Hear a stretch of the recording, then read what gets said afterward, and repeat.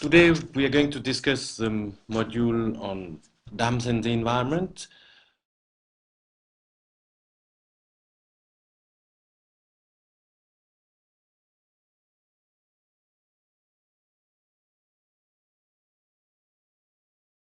Dams are one of the key infrastructure that has been deemed to help in the modernization of the country. The environmental consequences, the significant negative environmental consequences have been debated for a long time, but the legal framework that surrounds those environmental consequences has been relatively weak or not sufficiently implemented. Hence, there are many issues that need to be debated. Now, what is the context for what we're talking about? Dams were an engine of development in OECD countries for a number of decades. Progressively, after the end of the Second World War, that desire for building dams slowly declined up to the point where by the 1970s, when the environmental movement had started in full strength and when environmental law has started developing, at least at the national level, there was one famous case, as in that has become famous in the meantime in the United States, where a dam that had already been built was stopped from being commissioned because it was going to affect, namely lead to the extinction of an endemic species, so known as the snail darter, that was endemic to that area only. So that's kind of the end of dams in OECD countries in terms of the big push for building big dams and understanding dams mostly as an engine of progress rather than as an engine of progress and having significant environmental as well as in certain cases social consequences. Now, in the south, a converse trajectory was followed in the sense that it's from the 15th and 60s onwards that dams started being seen as an engine of development and modernization. And that's nowhere best visualized than in the statement of the first Prime Minister, Pandit Nehru, who said at a relatively early phase in the post-independent era that dams should be seen as the new temples of India. As we know, that's a statement that was subsequently revised, but the fact is that we are still talking about it today, and the fact is that that was a very significant moment in terms of the way in which dams were looked at in the process of nation building. What were dams first advertised or planned for in the post-independence period? First of all, and overwhelmingly for food security. So in other words, it's the irrigation rationale that justified the building of the various dams that started being planned after independence. A secondary aim was hydropower, so that from the start there was often a hydropower component, but that was generally subsidiary to the food security rationale, in other words, the irrigation rationale.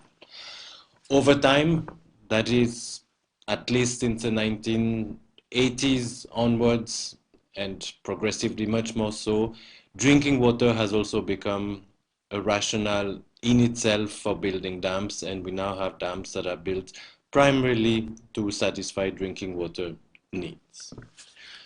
Now, one of the issues is that dams have been debated for a long time, but the debates around dams have focused largely on costs and benefits.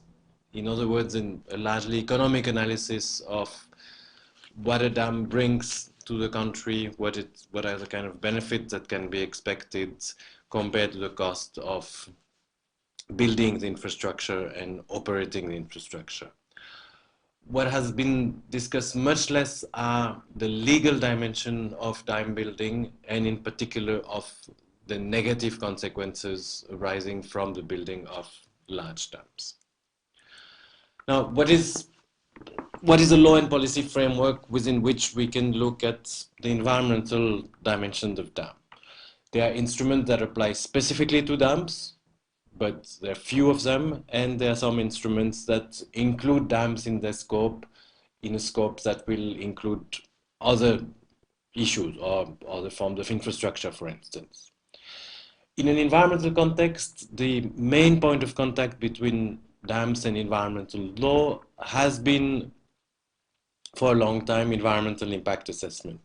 Environmental impact assessment is not a dam-specific environmental law instrument, but in fact, it is very significant that the EIA was kickstarted in a dam context in the late 1970s, and the first legal instrument that was put out by the Ministry of Environment and Forest in the 1980s was, in concerning environmental impact assessment, was the guidelines for environmental impact assessment of river valley projects.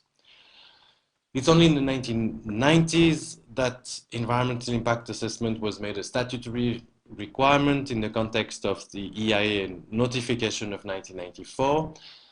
This does not apply only to dams, but it was a very important step because it did include dams as part of its scope, and the clearance requirements that were included in the notification were a major step forward in terms of recognizing that dams needed to be assessed not only from a cost-benefit perspective, but also from an environmental perspective per se, without looking at the other issues together.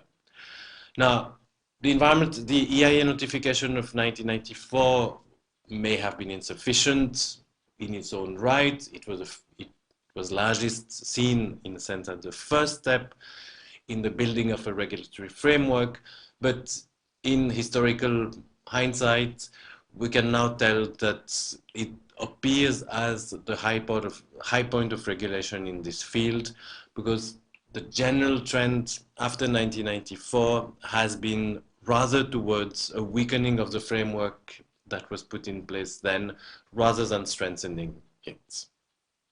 So this is as far as the environmental impact assessment and dams is concerned. Another element which needs to be taken into account in terms of legal frameworks is the Forest Conservation Act. The reason for this is because dams also affect sometimes forested areas, in which case the stipulations concerning the diversion of forest to non-forest purposes need to be followed. There are various other laws that are also relevant. One which is very directly relevant, even though it does not really focus on dam per se, is the Interstate River Water Disputes Act of 1956.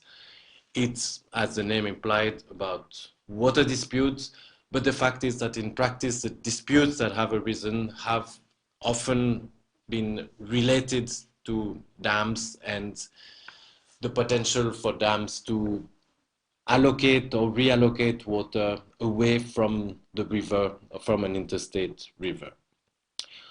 Another stream of legislation that's relevant are all the irrigation acts we have in the various states of the country.